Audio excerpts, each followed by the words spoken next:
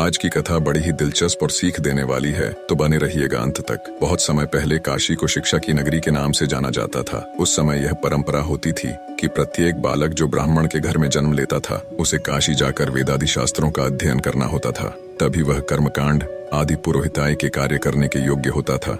एक बार की बात है, एक पंडित जी ने अपने बेटे को भी शास्त्रों के अध्ययन के लिए काशी भेजा।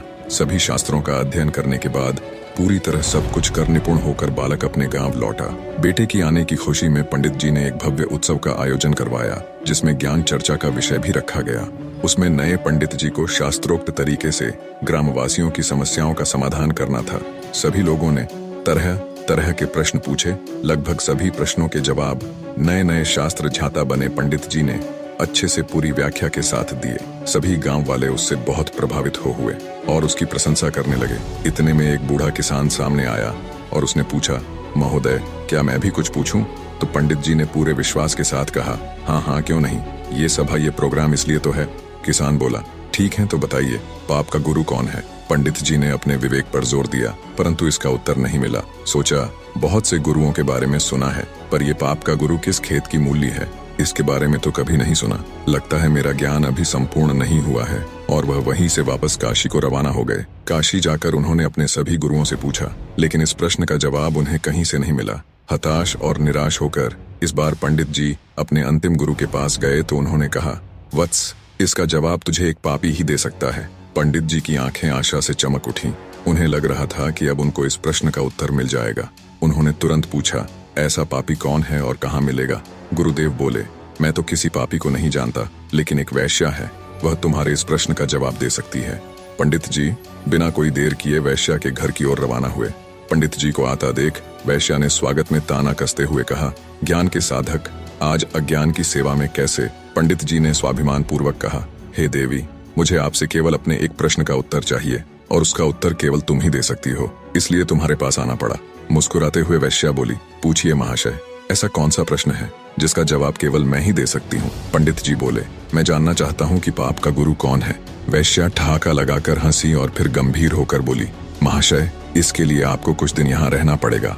अब पंडित जी इस प्रश्न के उत्तर में पहले ही काफी भटक चुके थे, इसलिए उन्होंने वैश्या की बात मानकर वहाँ रहना स्वीकार कर लिया।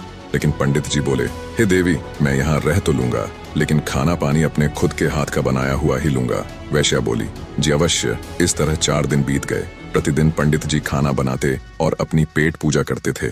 आखिर परेशान होकर पंडित जी ने वैश्या से पूछ ही लिया, हे देवी, मुझे मेरे प्रश्न का जवाब कब मिलेगा? वैश्या बोली, थोड़ा धैर्य धारण कीजिए महोदय, बस 1 दिन की और बात है। उसी दिन पंडित जी का खाने पीने का सामान भी खत्म हो गया। वैश्या का ठिकाना गांव से काफी दूर था। भयंकर गर्मी और चिलचिलाती धूप देखकर पंडित जी ने सोचा, अभी तो बहुत गर्मी है, सूर्य ढल जाएगा, तब शाम को बाजार जाकर सामान लाऊंगा। और भूखे पेट ही काम में लग गए। सुबह से भूखे पंडित जी अपनी पोथियों के पन्ने पलट रहे थे।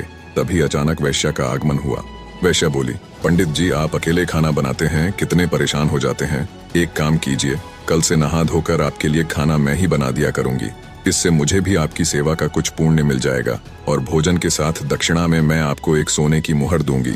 पहले तो पंडित जी ने आनाकानी की, किंतु मुफ्त का खाना और साथ में सोने की मुहर का विचार कर वैश्या का प्रस्ताव मान लिया। उसी दिन शाम को वैश्या ने तरह तरह के पकवान बनाए और उसकी सेवा में उपस्थित हुई।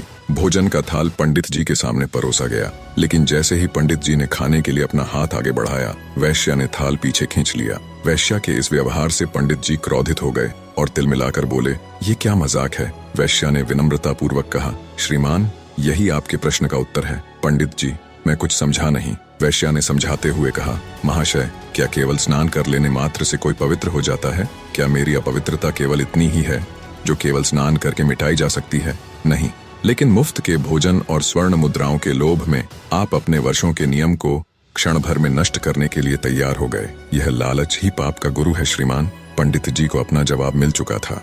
निष्कर्ष, ये लोभ ही है जो हमारी पवित्रता को नष्ट करता है। अब वो किसी भी रूप में हो सकता है, धन दौलत, चाहना आदि आदि। कहा गया है, ये लोभ कोई छोटी चीज नहीं बल्कि काल का पुत्र है, इसलिए इससे जो बच गया वो पार उतर गया।